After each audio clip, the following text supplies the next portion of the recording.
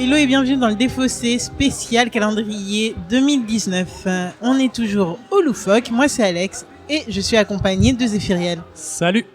Donc on continue sur notre lancée, donc comme vous le savez, un jour un jeu, jusqu'au 24 ou peut-être le 25, on verra, mais je pense que c'est plutôt le 24, mais bon on verra. Et nous sommes en compagnie d'Alexandre. Salut Alex. Salut. Sandre. Oh mon Dieu, Alexandre, on peut pas avoir deux Alex dans une émission, non, ce n'est pas possible. Donc la dernière fois, écoute, tu nous as fait super plaisir et tu nous as réconcilié avec les aéronefs. Aujourd'hui, tu viens nous présenter quoi ? Alors, aujourd'hui, je viens vous présenter un autre petit bijou que j'apprécie beaucoup, c'est Edgar et Lucien, qui est un jeu, fait par Tanguy Camus et Basile Mayer, simplement. C'est dans ce jeu, en fait, on est dans un univers un peu steampunk, en quelque sorte, tout simplement. On va contrôler deux personnages, donc Edgar et Lucien. Alors, Lucien, c'est plus le personnage un petit peu genre politique, en fait, qui va être mis en avant. Et Edgar, c'est un personnage qui va nous servir à faire des crasses dans le jeu, en fait. Leur rôle à tous les deux, c'est de s'enrichir, d'avoir du pouvoir, en fait, dans une ville, donc dans la ville, tout simplement. Ils vont devoir se balader un peu partout, acquérir le territoire, essayer de récupérer de l'argent, voler, et en même temps, essayer de voler l'argent des autres. Bref, il y a énormément de possibilités, en fait, à faire dans ce jeu. Donc ils sont en duo. C'est un duo, exactement, ils sont pas ennemis. C'est ça, c'est un duo qu'on va un peu disperser un petit peu partout sur la map, tout simplement. Et donc, et comme je le disais, du coup, Lucien, du coup, qui est un personnage plus propre sur lui, en quelque sorte, c'est lui, il va plus faire. C'est un politicien, quoi. Voilà, exactement. Il va plus faire de la. Voilà, il va être. C'est une crapule, mais propre. Exactement, c'est un peu ça, voilà. Et du coup, voilà, lui va avoir des pouvoirs. En gros, il va avoir des discours, ce genre de choses, qui va donner confiance. Il va avoir la confiance du peuple, tout simplement, où il va essayer de récupérer un petit peu d'argent à la banque. Edgar, lui, par contre, en revanche, il va plus agir dans l'ombre, en fait. Du coup, il va plus être là pour taper du poing sur la table quand il faut. Pareil, ça fait un peu genre le bon flic et mauvais flic. Ouais, un peu ça, un peu même mafieux, même, je dirais, pour être plus précis. Par exemple, il va aux archives, il dit oui, ça c'est mon territoire, je le réclame de droit. Edgar, du coup, il est là plus donc pour, en quelque sorte, voilà, il est là pour taper du poing, il est là pour prendre directement possession des choses. C'est un peu le mafieux, on va dire, qui agit dans l'ombre. Il peut même aller, par exemple, racketter en quelque sorte les Luciens adverses s'il se trouve tout seul, justement, pour voler un petit peu d'argent aux autres. Et... Attends, je viens de comprendre un truc. Donc on a tous un Edgar et un Lucien ? Exactement. Et ok. Oui, on contrôle un duo, justement. C'est ça. Et comment on va se déplacer dans ce jeu, ça va plus être basé sur de la programmation, c'est-à-dire qu'on va avoir un choix de déplacement à faire en même temps, tous en même temps, et on révèle justement nos déplacements. On fait notre déplacement, on fait notre action, on joue l'action, un pour chaque personnage, tout simplement. Et puis ainsi de suite, on va continuer tout simplement pendant plusieurs manches, tout simplement. Et chaque manche est divisée en 4 tours, tout simplement. À la fin du 4e tour, il y aura une période, ce qu'on appelle une période électorale, où on va élire le grand gouverneur, tout simplement. Et le jeu va continuer ainsi de suite jusqu'à ce qu'il y ait un vainqueur. Alors comment on fait pour gagner dans ce jeu ?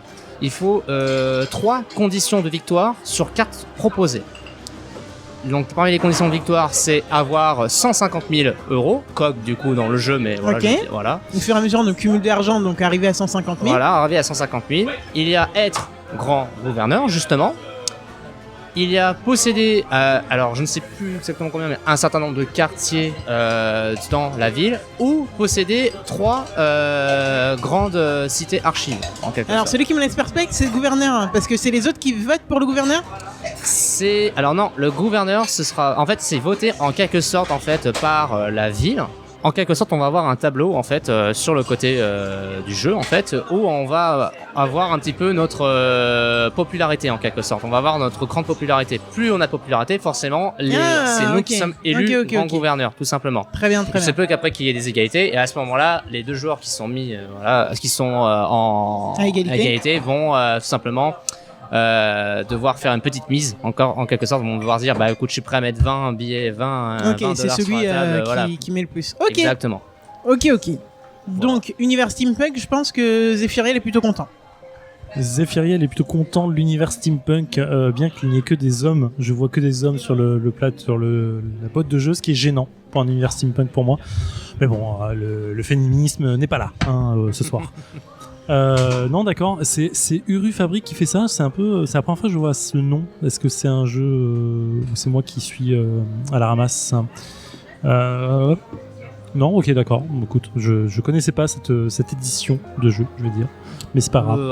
Moi non plus, je pourrais avouer, je ne connaissais pas. On va regarder ça sur le truc pendant que Alex fait une photo, pendant qu'on enregistre. Voilà.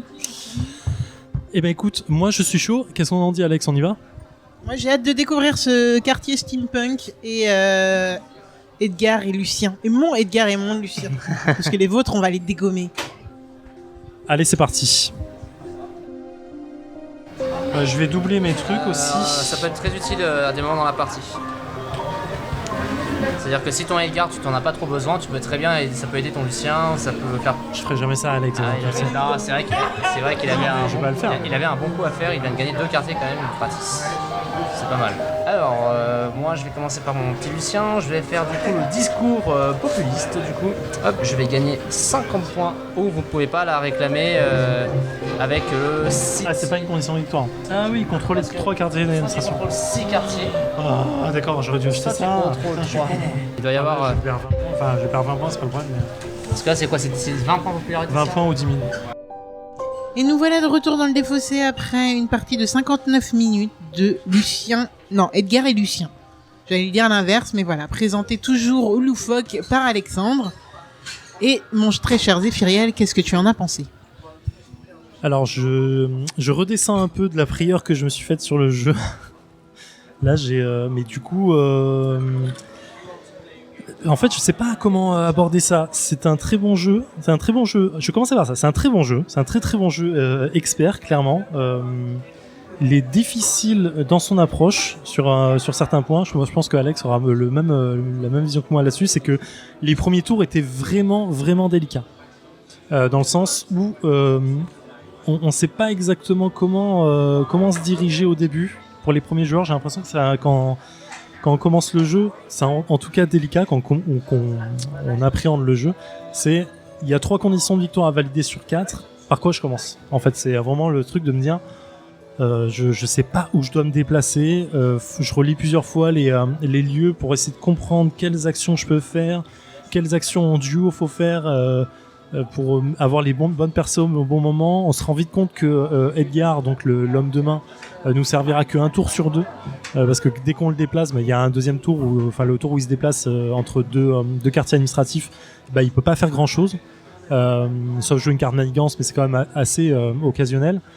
Et du coup moi la partie pour moi elle est un peu confuse. En plus je m'étais mise une mauvaise condition de victoire en tête parce que je pensais qu'il fallait valider les conditions de victoire tout le temps au même endroit, donc pour moi le jeu prenait une dimension ultra complexe en fait en termes de victoire. Je disais mais c'est impossible, t'es obligé de valider une condition de victoire mais tu peux en valider qu'une par tour, donc il faut au moins 3 tours pour pouvoir gagner. Donc 3 tours ça veut dire 3 fois 4 12 manches, c'est-à-dire qu'il faut tenir 12 manches avec une condition de victoire à chaque fois. Pour moi ça prenait des proportions complètement dingues et j'avais mon cerveau qui surchauffait pendant les tours. Cependant alors le design est cool mais il sert à rien. Enfin je trouve que je l'avais pas du tout en tête. Je ne voyais que des conditions de victoire et le texte d'aide de jeu qu'on a devant soi. Mais le graphisme est cool. Les actions sont ultra complexes. Le fait d'avoir 2 personnages à gérer et des actions différentes qui peuvent se combiner, qui peuvent du coup en fait accélérer le jeu quand tu comprends comment les faire. Je pense que c'est ultra complexe à prendre au début en tête et à comprendre tout ça correctement. Et pour moi la partie était vraiment confuse en fait. J'en ressors là, j'ai l'impression de galérer à trouver mes mots, je suis désolé. Alors c'est marrant parce que moi j'ai pas du tout le même avis que Zéphiriel sur genre aucun point. Donc moi je trouve pas que le jeu est compliqué à appréhender du tout, j'ai compris les règles. Pour une fois, on va dire une fois n'est pas coutume, j'ai compris du premier coup. En plus on a une super aide de jeu. En fait j'avoue qu'à un moment au lieu de t'écouter j'ai décroché, j'ai lu l'aide de jeu, j'étais bon.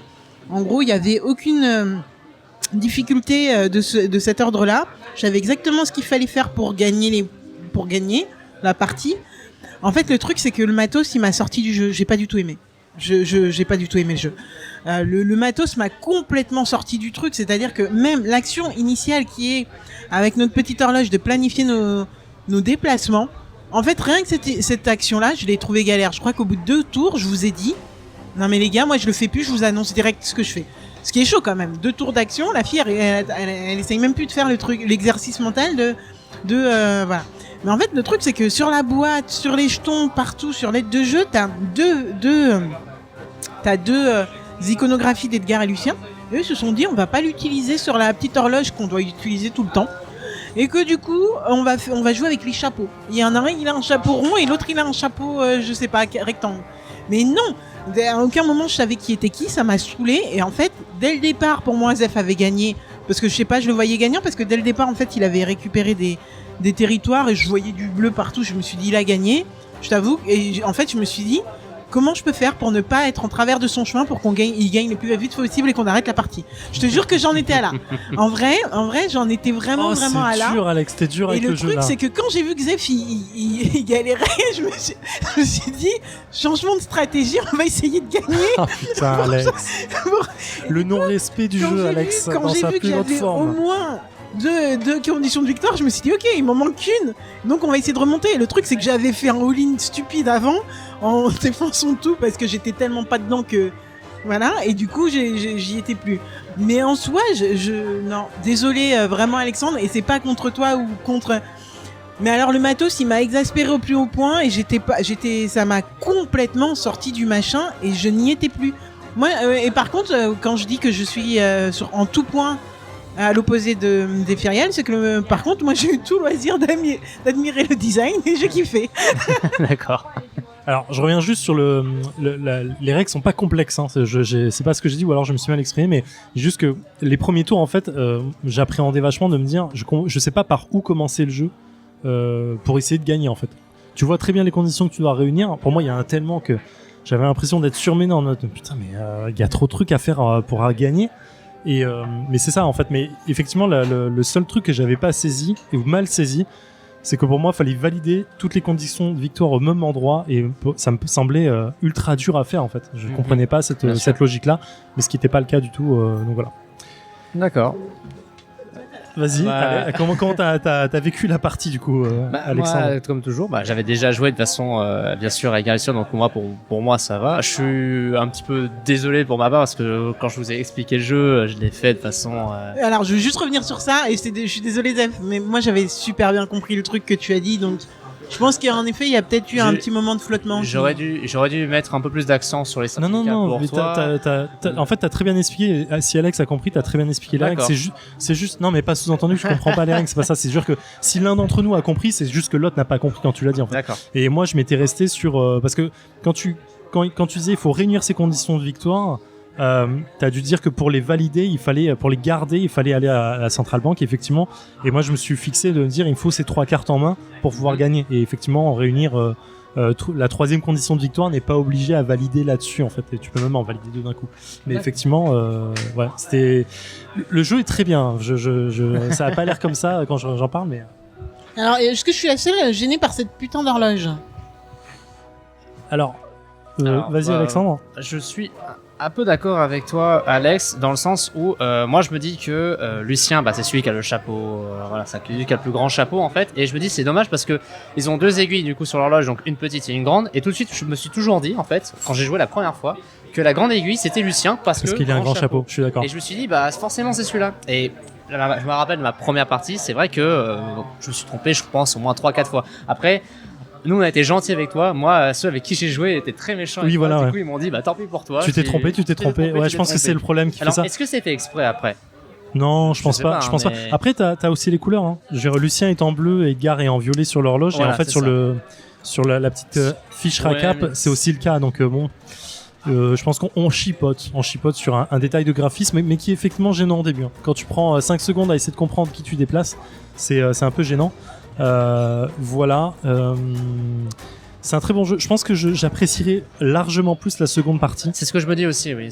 Parce que vraiment, j'ai eu le cerveau en ébullition. Je comprenais plus ce que je devais faire.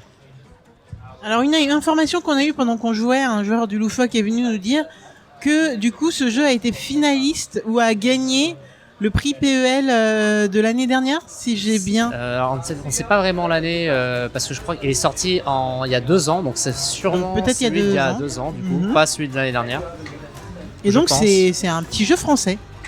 Exactement. Voilà. Et du coup, voilà, je trouvais que c'était sympa de les notifier parce que. Oui, je crois que c'est l'année 2016 effectivement qu'il a gagné quand on en parlait et la catégorie jeu expert. Mais vraiment, je comprends, hein, il est bien. Et en fait, le jeu est assez bloquant entre guillemets pour te dire, tu dois vraiment calculer tes coups, mais au tour près quoi. En mode, je vais pas me déplacer là parce que l'autre a une possibilité de venir me racketter si je vais là, donc je vais peut-être faire un détour. Mais faire un détour, c'est à dire que je perds 2 tours. Est-ce que ça vaut le coup? Et en fait, t'es vraiment en calcul permanent et tu peux même essayer de faire le contraire en disant. Je prévois que le Lucien adverse va se déplacer là, donc je vais allumer mon Edgar ici pour essayer de le canner un peu. Mais putain, c'est assez chaud. Le seul point négatif que j'ai sur le jeu, et vraiment je le redis, c'est un bon jeu, hein, même si j'en parle un peu de façon un peu fatiguée, j'ai l'impression. Mais c'est un bon jeu. Le point négatif que je reproche, c'est qu'il y a des tours où tu perds du temps. Il y a des tours où tu peux ne rien faire. Et c'est un peu frustrant, sachant que les conditions de victoire sont un peu dures à réunir, quoi. Ça fait après un peu partie du jeu, le côté où il faut vraiment bien choisir ses actions parce que chaque tour est, faut pas perdre de temps, quoi. Il faut absolument choisir le bon mouvement à faire. Moi, par exemple, à un moment, je suis allé sur City Hall, je savais qu'il fallait que j'aille à Central Bank, ça pouvait me servir. Il fallait que je trouve la meilleure solution pour aller le plus vite, mais en même temps aussi voir si je peux pas en passage racheter des territoires à mes adversaires. Comme ça, je continue un petit peu d'augmenter mon territoire. Donc après, ça fait un peu partie du jeu de savoir où on va, où on se déplace. Ouais. Donc on peut des fois faire. C'est vrai qu'il y a des tours, des fois on ne fait rien, mais des fois aussi c'est nécessaire. C'est-à-dire que si on ne fait rien pour un tour, mais au prochain tour on peut faire une bonne grosse action. Oui, clairement, et ça permet de préparer un peu mieux. Ouais. Voilà. Après, sur cette partie, j'ai gagné, mais vraiment coup de chat monstrueuse, je pense, parce que j'ai eu la bonne carte qui m'a fait valider 2 conditions de victoire sur un seul tour, et vraiment difficile, quoi. Et mauvaise victoire de ma part, je pense. Non, pas si mauvaise que ça. Et d'ailleurs, je voulais rendre hommage un petit peu, on va dire entre guillemets, à ces cartes manigances qui quand même sont des game changers assez. Et des boosters en effet assez intéressants. Et en fait, toute la mécanique du jeu en elle-même, plus ces cartes-là, me font beaucoup penser à Cult. À tort ou à raison, mais je sais pas. Je sais que tu connais Cult. Alors mais... non, je connais que de nom. Moi personnellement, s'il y a bien un jeu qui me fait penser, moi plutôt, c'est la Nuit du Grand Poulpe. Je sais pas si ça vous parle. Parce qu'il y a également. Ouais, mais il est pas expert du tout. Donc, de jeu, la Nuit du Grand Poulpe. Non, il est pas du tout expert. Mais c'est le côté par rapport où tu as 2 personnages aussi contrôle. Tu contrôles le Grand Poulpe et ton petit lutin. Par rapport à la petite mécanique, tu choisis. Hop, tu dévoiles. Il y a un petit peu ce côté. C'est vrai. Et je rejoins Alex sur les cartes manigances qui sont vraiment game changer pour le coup. Ça peut. Enfin, moi quand j'en ai pioché, j'ai vu que je me dis, ok, j'avais pioché 2 cartes. Ça me mettait 2 conditions de victoire dans la main en fait d'un coup, quoi. C'était vraiment balèze. Voilà. Donc c'était Edgar et Lucien présentés par Alexandre Oloufoque dans le contexte de notre super mois de calendrier de l'Avent. Mois égale 25 ou 24 jeux. Donc voilà, merci beaucoup Alexandre d'être venu nous parler d'un jeu. Encore une fois, je l'ai dit, j'ai pas kiffé plus que ça, mais c'est pas grave, tu vois, il en faut pour tous les goûts. C'est arrivé, ça arrivera encore, mais je vais me rattraper. Merci en tout cas. Ah cool, ça me va. Donc voilà. Quant à nous, Zéphirien, on se retrouve dès demain, il me semble, pour un nouveau jeu. Exactement. Absolument. Donc en attendant, écoutez, vous pouvez retrouver, là en ce moment c'est pas pareil pour les jeux, pour les réseaux sociaux. Et vous avez une photo par jour, c'est déjà pas mal. Comme ça, vous pouvez voir tous les membres du Loufoque. Et puis nous, parce que nous on n'est pas souvent sur nos photos, donc voilà. Sur les réseaux sociaux, comme d'habitude, n'hésitez pas à venir nous donner votre avis. Et puis c'est toujours un plaisir. Aujourd'hui, on a eu le plaisir de rencontrer un auditeur au Loufoque. C'est vrai. Voilà, ça fait plaisir. Voilà. Donc en attendant, jouez bien. Éclatez-vous. À plus tard. Ciao.